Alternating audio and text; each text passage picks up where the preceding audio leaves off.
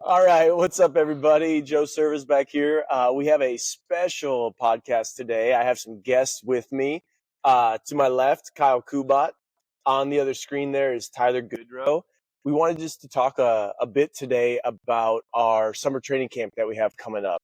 We've been getting a lot of questions from some people, and we thought instead of trying to send mails or do shorter form stuff like on Facebook, we would just shoot this podcast and try to answer some of the questions that we've been getting as far as, how we're going to run our day-to-day operations with the camp, what the full 9 weeks looks like, start date, end date, all of that stuff. So hopefully we can fill in some of the gaps with the information via our podcast here today.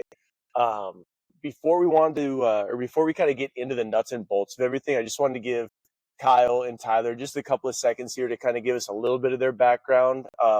I know a lot of people, especially in the Omaha area, already know these two guys, but it'll just be a good place for us to start. So, Kyle, why don't you go ahead and tell us a little bit about kind of your background in baseball?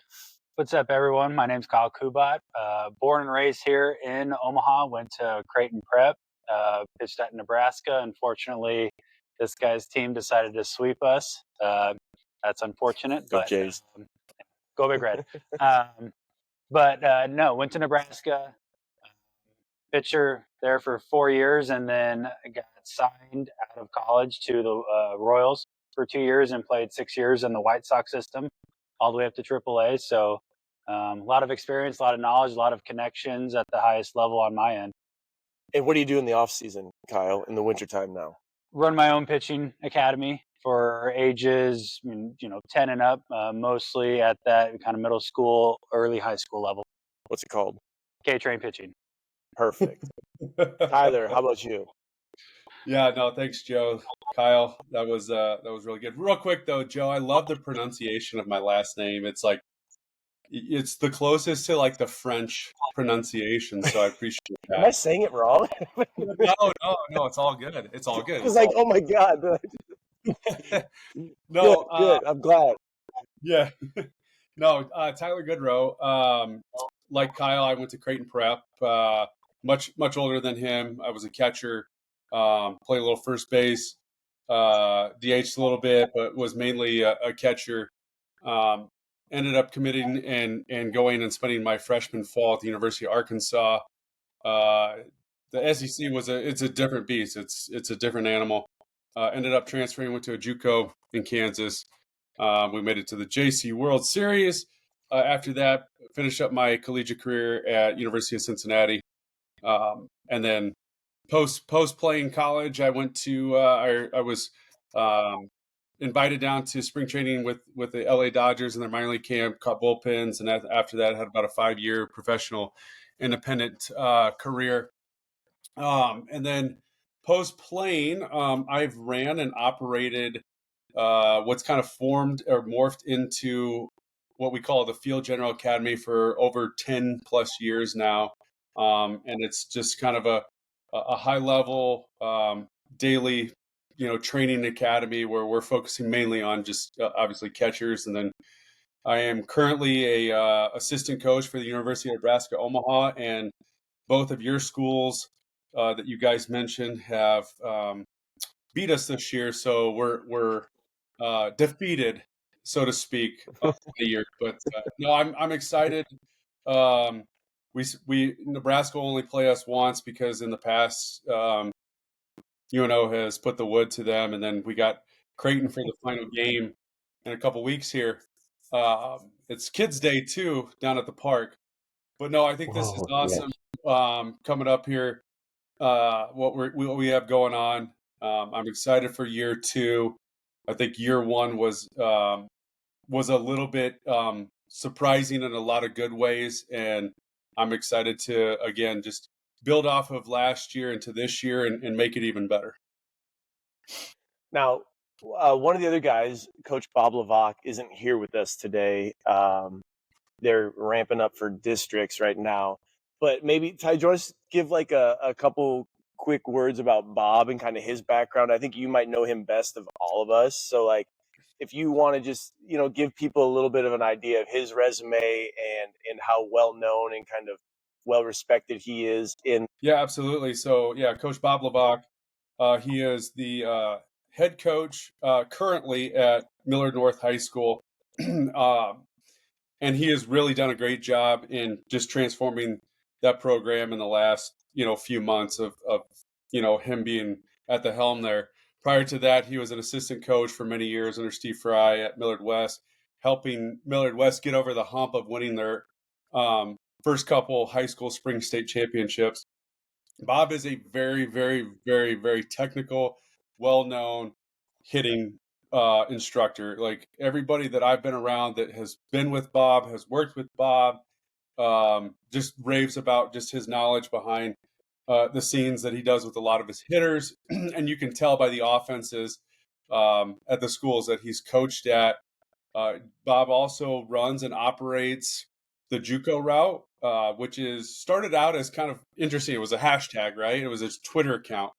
And now it's morphed into showcases all around the country at local, in area junior colleges to try to get kids more exposure to local, coaches in that area of 4-year schools or, coaches that he'll send out lists and uh, again he just does a very phenomenal job with what he's doing with JUCO route. He's been a coach with the Nebraska Prospects organization.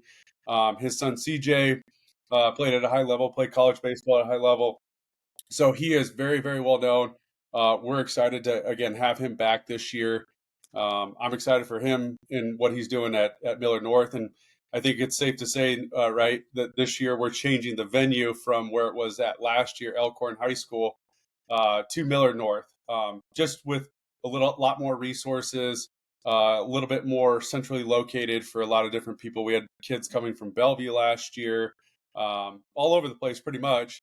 But it's a little bit more centrally located, I think, for us right now. But yeah, excited to have Bob back, and then I think we'd be remiss to not mention Peyton Lewis, who his son could very well go in the first round of the as a high schooler this year in this year's draft. Peyton was an All-American at Creighton, two-way guy, played some professional baseball, so he'll be back with us a little bit, working with some infielders and obviously some hitting and whatnot. Yeah. Okay, cool. Well, I'll give myself a brief intro also, just for those of you who might not be familiar with me.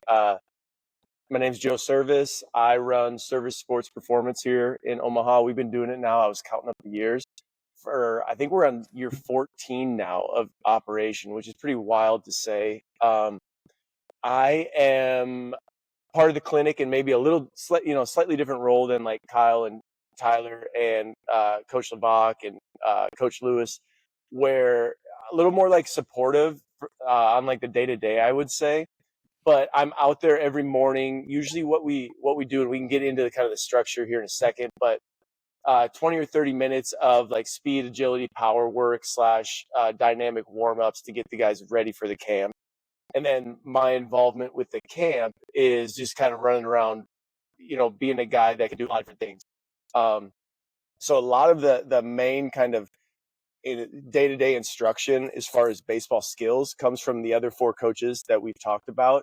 And like I said, I'm there supporting, helping. If there are little maybe nicks that the guys are dealing with, trying to, run some diagnostics on site, trying to figure out what we can do to help them if they're dealing with a hammy that's sore, a hip that's sore, if there's any mobility pieces that we need to kind of dive into a little bit deeper, especially with some of the older athletes that we have.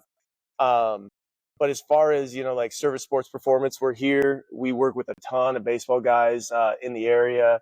We've been lucky enough to work with some of the pro guys that are in the area each winter here. So really proud of what we've done so far here, and are really looking to kind of dive back into year number 2 here with the camp and have a lot of fun and kind of provide a whole that occurs through summer baseball. And that's kind of might lead us into the next thing, is kind of the genesis of the whole camp, right? Is, Tyler had this good idea a year and a half ago or so, and he Yeah. brought it to Kyle and myself, and we sat down and just we're thinking about things that we saw that were kind of, holes in the baseball market. And one of the big things was summer ball. It's really easy to just get into the process of like maybe an off day on Monday, off day on Tuesday, game, off day on Friday, and then maybe a tournament on the weekend or something like that, right? And so, Tyler, I'll kind of kick it over to you if you want to kind of fill in maybe some of the gaps there about Yeah. what you were thinking. And Yeah. No, I appreciate that. That was a really good high level overview. Kind of where this whole thing came about was I was actually interviewed by the San Diego Padres, and it was a really surreal experience getting flown down to spring training. You're in uniform. I mean, you're around all the big leaguers, but daily they would hand us schedules, and Kyle knows about this. Um, you know, every single day as a player, as a coach, there's a TV. This was in the Padres clubhouse. I don't know what it was like with the White Sox, but I'm sure it's something similar. You saw your name, you went from spot to spot to spot, and I'm like, okay, well, this is unreal. This is simple. This is easy. There's a void in Nebraska, like you were saying, Joe, in summer baseball, where it's just like, all right, off day, off day, off day, and I just go play games. Yeah, that's good, but like, there's lead up at the major league level. There's lead up at the minor league level, but like, your skills are diminishing, right? You're losing strength, you're losing athletic ability, because all you're doing is going and swinging a bat, however many times a week. Let's call it maybe 50 to 100 times. I mean, I remember having conversations with, high school players. How many swings do you get before a game? Well, it just depends. We might only get 30 minutes before a game. All right. Mhm. Well, if there's two cages at a field, there might be, you know, 18 to 19 kids on your team. You have 30 minutes. What are you going to get out of that? Nothing, Right. right? And so, um, but anyways, going back real quick, and I'll jump into this a little bit more in depth. I took a bunch of these sheets home with me, these schedules. Unfortunately, I didn't get the job. It was what it was. They needed a Spanish speaking guy for one of the positions, and my Spanish is not very good. um, Regardless of which, no, it spurred this idea, and I went to Kyle. I'm like, Kyle, like, what are your thoughts on this? You're like, man, that's a really good idea. I was going to do this, but I think this would be awesome. I think this would fit my schedule more. I wanted to find the best high level pitching guy I could. That's Kyle Kubat, in my opinion. There's a strength aspect in conditioning and flexibility and mobility and just staying durable throughout the season. To me, I wanted to find the right guy to fit that role. That's you. I wanted to find one of the better hitting guys that I could, so it could take something off my plate, so I could focus on maybe some Right. catching or structure of the camp. That was Bob. And then we needed to find an infield guy, and I think the right guy was Peyton Lewis. And so I think that's kind of like, from my perspective, or my side, that's the high level aspect of it, because I think Mhm. there's such a void. Younger kids don't practice. They don't learn the situations. Their baseball IQ is not very good. They're not learning the game by playing the game. Yes, you do. You get better. It's competition though, and it's pitcher against hitter. That's about it. Can you field a ground ball and throw it to first base? But are you learning how to base run? Are you learning how to prepare for a game? I remember watching a podcast the other day about Derek Jeter. He goes, I'm not going to go into anything without being prepared, right? If I feel unprepared, Mhm. I'm going to struggle. And I think this is an opportunity for these kids to come in here and say, I'm going to prepare myself for that next game, that next at bat, that next, ball hit my direction. What do I do? Um, so I think, like, and feel free, guys, to jump in, because I mean, I think we've done a really good job, being a team and talking about this and the communication of it. And as I said in my intro, like, I'm excited for year two, because I've learned so much about myself being back on a field, being in a dugout, coaching players, talking to players, learning different things, building schedules. Um, so I'm really excited for year 2. I think it's going to be better. I think it's going to be, I shouldn't say just better. It's going to be 1,000 times better, just because we've gone through we're the first guys through the line. You always get bloody, and I think we're a little bit more prepared this year than we were last year. And I think last year we were expecting what? Maybe have 30 to 40 kids at camp, and all of a sudden we wake up one day and that number's doubled.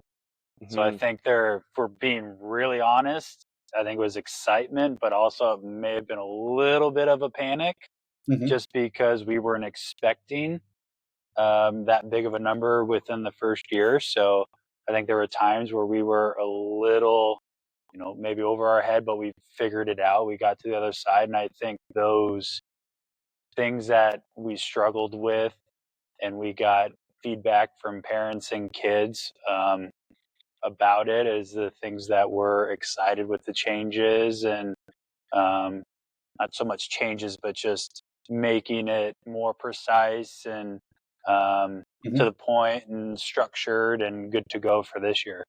Yeah, like tightening some stuff up, Yeah, right? not necessarily changing it, but just fine tuning it. Yeah. And I think, you bring up a good point, and I think the word's kind of out. Parents are starting to understand, and I think that's why it resonated through like the numbers that we got last year. Parents are understanding kind of the loop that they're getting caught in with like our youth baseball and youth baseball development, right? They're understanding that if they want their kid to, every parent wants to give their kid every opportunity that they can, right? And Absolutely. so what that's looking like in the baseball world is these teams that travel a lot on the weekends, they play a lot of games during the week, but something's got to give. And what's kind of giving in our youth baseball is that development aspect, right? The ability to go out and have, an hour to an hour and a half practice a couple of times a week and work on some of that stuff, like you were talking about, Ty, like the baseball IQ stuff, the situational awareness of what's going on the field and things like that. And that's what we're trying to give to the athletes that come to our camp, right? Absolutely. So we want to make sure that we're drilling some of the things that need to be drilled, and especially now you are in it. Now last year you were coached with the Salt Dogs, so it's not like you weren't coaching, but this year you are again kind of ground zero. You are working in a Division I program. You are seeing kids, and maybe some of those younger kids, when they get into the programs, the things that they might not do as well as maybe you would have hoped. And so we're trying to bring that to market, right? We're trying to bring that to all these athletes, and it was great last year, the numbers, like Kyle was saying. But with a lot of numbers, we need to just make sure we're kind of like we got our I's dotted and our T's crossed, and that's feedback we've got from parents, and really what we're gonna go into hard this year is with everything, T. I mean, we all see it. Our busy time is what, September through February for high school kids when they have tryouts March 1st, and then we get some eighth graders and down until their season starts April 1st, and then it's really very quiet for us and what we do. But I run into it from a pitching coach of, I can get a kid throwing 80 miles an hour. That's his goal. I can write him a 6-month program up until tryouts, and we're there. And then I don't see him until July, August, and all of a sudden he's like, how's the season? And he goes, oh, I struggled. Why didn't you call me? So, I think you see stuff like that too. It's off season. You got to get dialed in on all that type of stuff, strength, receiving, all that jazz. But you still need to see kids throughout the year playing games. Yeah, you bring up a valid point.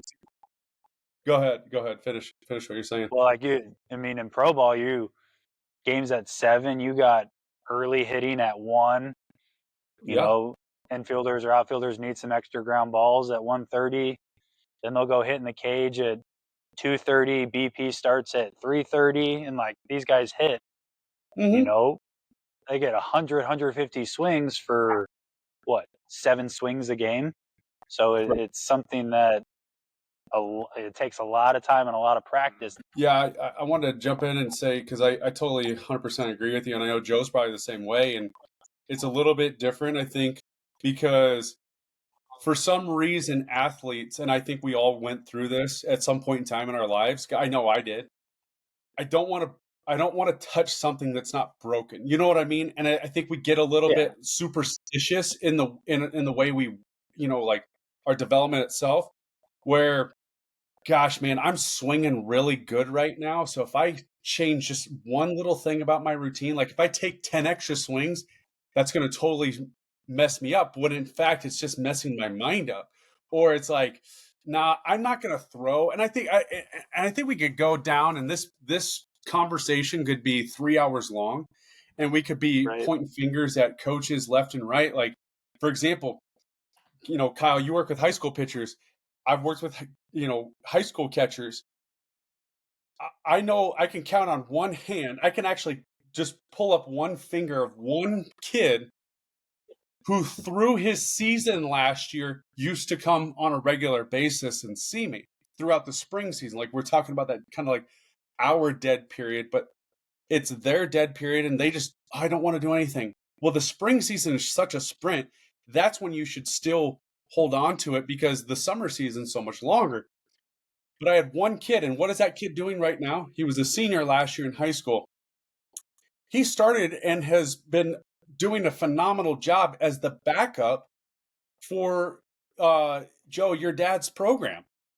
And that's just shows you the different kind of athletes that are out there. And I think what this is hopefully showing, and like Joe, you mentioned this, is like, parents will want to do whatever they can to prepare their kids for maybe it's, high school baseball coming from youth baseball. Maybe it's building a foundation at the youth level, for stuff to come later. And then it's those high school kids, preparing them for a very, very, very big challenge in college baseball. And I think sometimes those athletes just don't get it. And I think what we want to try to do is to help them understand, like, the development isn't 5 months and then you go and play and we don't see you until next fall. The development is month by month, 30 days, 40 days. What changes need to be made? Is it a week by week basis? What is it? Mm. There's tweaks that can be made to swings. There's tweaks that can be made to throws. There's tweaks that can be made on hand grips and positions and things like that. And then there's strength building and again, maintaining that durability, maintaining that flexibility, maintaining that explosiveness, right? And that was where, when again I was sitting down at spring training and watching these guys, um, go from schedule to schedule, and then come to find out that they're all getting graded and they're all getting uh, evaluated, and then they're having these player development meetings. I'm like, this is something that is lacking just in general. If again, I always tell guys this, or some parents this: if the high school coaches and and I'm not dogging them, they have a lot of stuff on their plate. They have very little resources. But if they did X, Y, and Z in regards to catching, I probably wouldn't exist. If they do X, Y, Z in terms of pitching, Kyle wouldn't exist, right? And we can sit here and go all day long about high school strength and conditioning programs. They're not very good, right? Because you're having to train a plethora of different types of athletes, and there's just not enough time for those guys, right? And so, I'm being a little bit more boastful about it, but I'm really excited because I feel like we've learned a lot about not just what we can change differently about the camp or what we can do better, but about each other and how we work with each other, and how there's so much overlap between catching and throwing and strength and conditioning and all the other aspects of baseball. So I'm getting off my soapbox right now.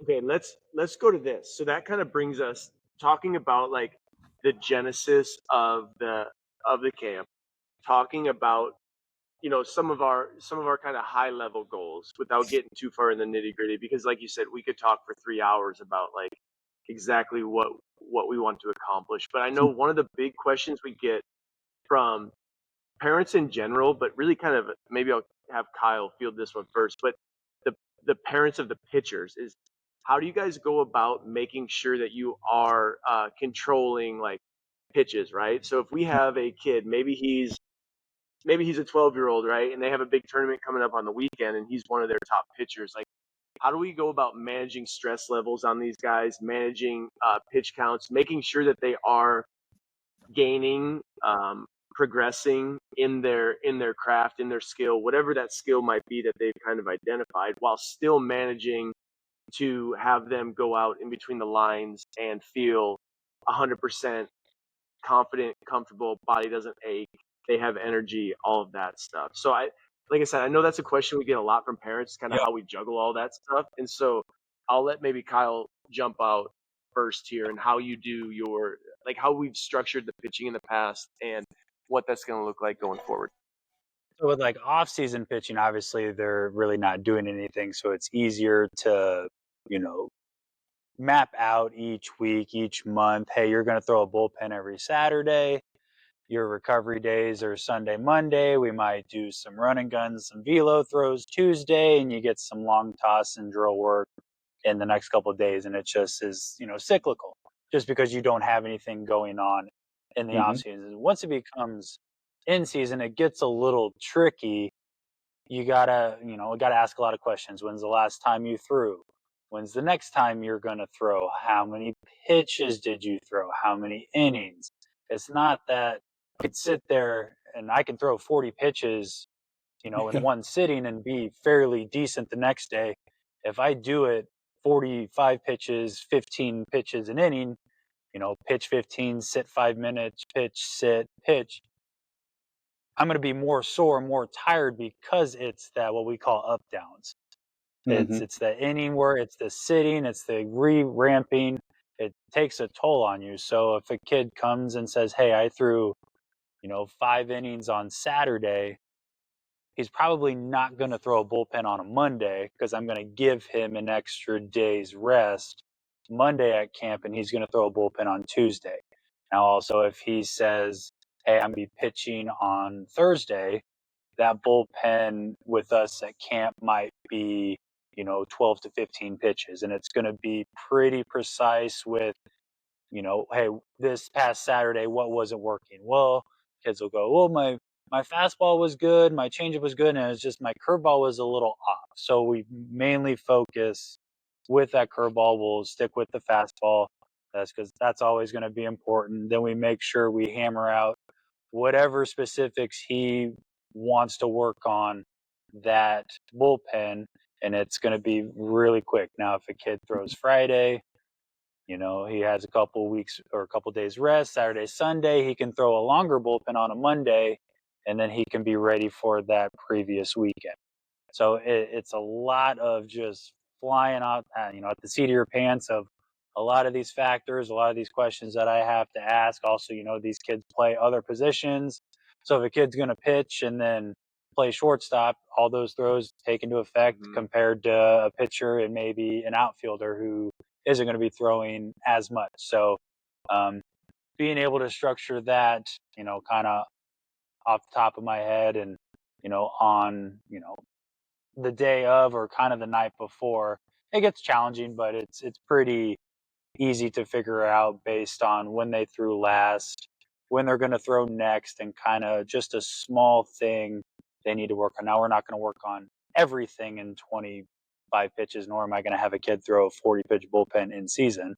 But if we're working on changeups that day, or my fastball arm side wasn't good, he can throw 15 fastballs in a bullpen and feel confident to go into his next week. And then next week he's like, my curveball wasn't good. All right, we'll work on our curveball this week. So it's just more fixing what we need to fix, right now. Because, in pro ball, Doesn't, you yeah. pitch every 5 days.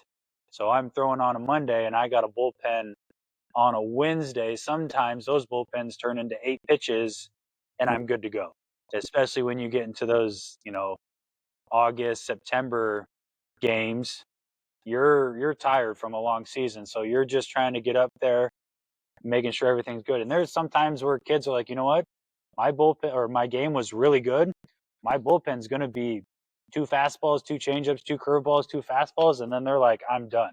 Yeah. And those are the easy ones because they feel like they're locked in with everything.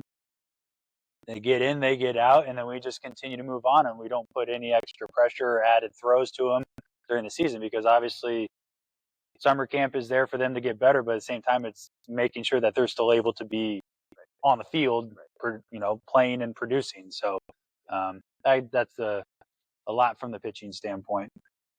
Yes, And it we was. also, I just wanted to toss in there too, you didn't mention, but we utilized, like, all the campers last year were on the WhatsApp group message, right? Mm-hmm. So we would be asking for a lot of the guys to let us know maybe what their workload looked like over the weekend. Mm-hmm. Occasionally we'd have guys who wouldn't throw it all over the weekend, so we knew we could get them up and go full on Monday, right? Yep. And then that's part of the schedule, right? So usually when the campers come in on Monday, we understand who maybe has just catch play, who has a pen to throw, who has maybe a flat ground or a short box or whatever the heck you guys are calling it these days, right?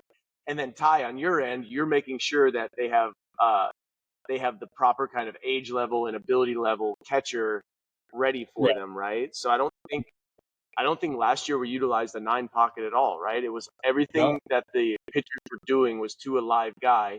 And that works doubly because obviously the pitchers would rather throw to a live catcher. But then from the catching standpoint and from what you're doing, that's just reps for those guys, right? And so it was really cool to see them getting their live work in also with an actual arm as opposed to, machine work has its place and it's great, but it's also Yeah, no, I agree, and I think to put things very very short and sweet, like Kyle did his due diligence on every single pitcher that threw or that was going to throw.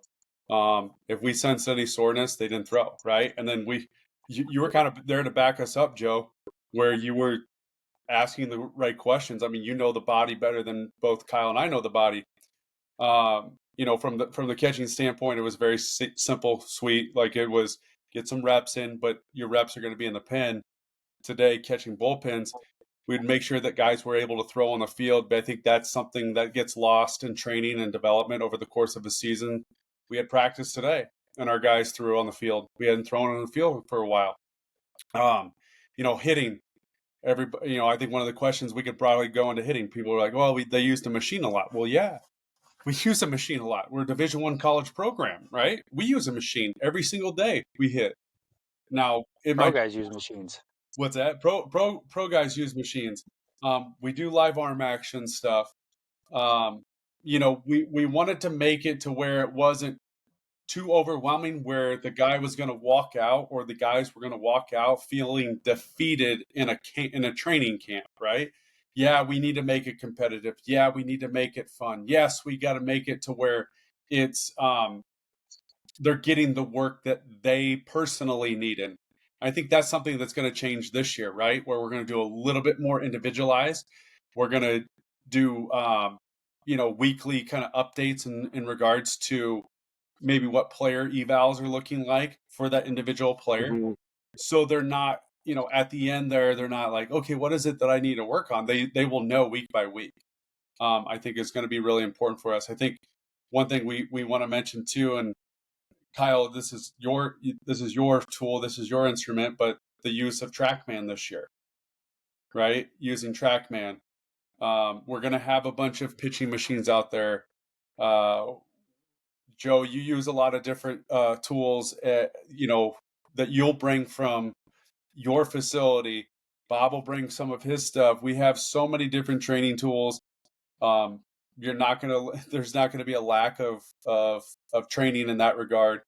So no, again, I think, again, just to keep this as short and simple as possible, we're evolving, as a baseball unit like us, the STC instructors, we're evolving, we're learning every single day what's the best for the athlete. Again, we don't want to we don't want to hurt anybody. We don't want it to put them in a position where they're gonna, like I said, feel defeated. We want to make this enjoyable. We want to make this purposeful. I think is the best way to say it, is make it purposeful going forward. How can we improve? And I don't want to go 1%. I want to go 50% if we can. 50% improvement at something over the course of the summer. Yeah. The thing that I think we want to do, we tried to give the kids some homework last year, right? Mm-hmm. And I remember having a little bit maybe of a lukewarm response when we were like, hey, we need you guys to write down some of your goals or some of the bullet points that you need to work on, and kind of tying back into making sure that every kid who shows up to camp understands kind of what they're working on and is getting uh, the right work that they need. I Mm-hmm. think having the kids identify that, and maybe us being a little more hard, like, we need to have you identify this so we understand a little bit better what you need to work on, is going to be really beneficial. And then we can spin that forward into the day-to-day preparation that we use for the camp. So when they show up, they know exactly what their goals are for that day or for the whole summer, right? If you want to zoom out a little bit. And I think putting together great progressions is going to help with that on a lot of different levels. And I think it'll help the kids, because I mean, I'll speak for myself, but I'm pretty sure you guys are in the same boat. When you can show an athlete, whether it's a catcher, a pitcher, or in my boat, athletes of kind of all sports, if you can show them the progress they've made over weeks, or in this case, 9 weeks, that's how you get them to buy in. They understand that they are improving on X skill or Y skill or whatever it is.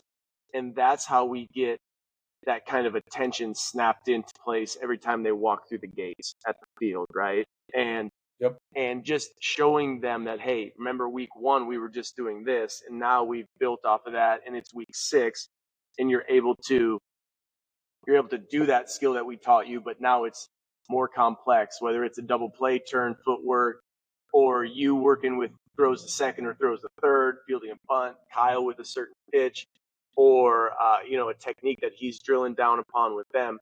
That ability to show progress, and that it's not like, yes, we trust me, we have a good time when we're out there, right? We Mm-hmm. like to have fun. We're messing around a little bit with the guys. We're cracking some jokes, but they need to understand that it's not just there. We're not just there to babysit them for 2 hours in the morning, right? That there are specific things that they are going to get out of it, and there's a path that we have laid out, and we're going to walk that path kind of step by step by step by step till camp is over. Then they'll look back and be like, whoa, we got a lot of tangible progress that was made, I guess. And that's what I'm really excited about. And from my point of view, that comes in maybe a slightly different shape or form than it does for you guys, being kind of the guys who are on the field pulling the strings. But that's what's getting me really geeked up, to kind of get that program and lay that program out in front of these guys and walk it kind of day by day, week by week with them. I also Absolutely. think that leads into a more precise off-season program. Because then if Mm-hmm. you have a kid that's, not that strong, he gets a little stronger over camp. He's not used to a weight room, and you kind of introduce him to, workouts or, some type of med ball workout at the field. Then all of a sudden he's liking the workouts, and all of a sudden you get him in here for an off season. Now we can we don't start from scratch. Right. When, someone calls like, hey, we want Billy to start in the weight room, and he doesn't know the difference between a barbell and a dumbbell. You get kids that understand it, and it makes the progression, honestly, in the off season when we do have more time. What did you say? I said, I don't know if I know the difference between a barbell and a dumbbell. I'm sorry. The kid's going to be more excited. Be quiet. Didn't you lose to Nebraska and Creighton? Oh, here we go. Oh, yes. Yes. Catch the ball. Shots fired, sir. Yeah, fired. But I think it makes it a lot easier going into the off season if a kid wants to continue they have a better sense of direction, whether that's lifting, pitching, I catching, was gonna hitting, say whatever. for all of us, because like if they've been introduced to some of the techniques that Tyler talks about during field general in the summertime, those are going to hopefully be fundamentals, foundational things that are with them if they want to start doing that. Or same thing with you, they'll know what your kind of pitching standards are. Hopefully they're at the standard, or at least they can understand the language and the verbiage that you use. And then boom, they're able to kind of hit the ground running once the off season begins. And right? it's not us. It was Eric Werdekamper, Turtle Thomas. I think he had a lot of good drills for those kids. But just not just from us, but from other people too that we bring in. And I think that's something we want as well, is to connect these kids to people that are not Omaha, Nebraska specific, people that are out there in a world that it's big. There's a lot of information, as much connections as possible. Right. Yeah, Rad and Goggles is going to make an appearance. Oh, okay. We're good. We're excited for that. Great. Can't wait for Kent Murphy to show up. We're gonna edit this. There you go. Well, cool. Do you think I know you got to run pretty quick. Was there anything else before we kind of cut this thing off that you had front of your brain that you wanted to touch on as far as just like camp? We talked about location, how we're going to Millard North this year. We talked about our general kind of what the day-to-day is going to look like a little bit. I think one thing I do want to say, when players sign up, they identify their kind of like main positions, right? Because this is another question that we had. And then like when we're doing our infield work, we do let the guys, they kind of get to go. So if we're doing double play turns, they can either go to shortstop or to second base, right? Or maybe we even have third baseman involved. So they kind of choose, and then we coach them up where they go, right? And some of this stuff, as far as like infield work or hitting work, is going to be general. You'll have the whole squad together working on specific things, but then we will have breakout sessions where they're getting more kind of positional work in, right? And the same thing kind of goes for hitting as far as cage work. We really like the work that Bob does with the hitters, but then we will bring them on field and do either machine work on field, or if one of us can still get our arm up over our head enough to throw, we'll do some like live BP situations, things like that. So, I think at the beginning it kind of feels like drinking from a fire hose for the athletes because we're just trying to put in so much and we're trying to get them used to the structure. But then our experience last summer was they all kind of got it by the second or the third. Yeah, no, I think just to piggyback off that real quick, Joe, too, it is kind of a hefty price tag in regards to it, but with the experience that Kyle brings, you bring, Peyton, Bob, I think that you will not get sold short of this. And we've had to update our protocols in regards to what we want to do and how we have to do it, and I think we've done that, right? We've talked about it numerous times. We've talked about it over the course of the entire at the end of it, and during our in seasons and the players' off seasons.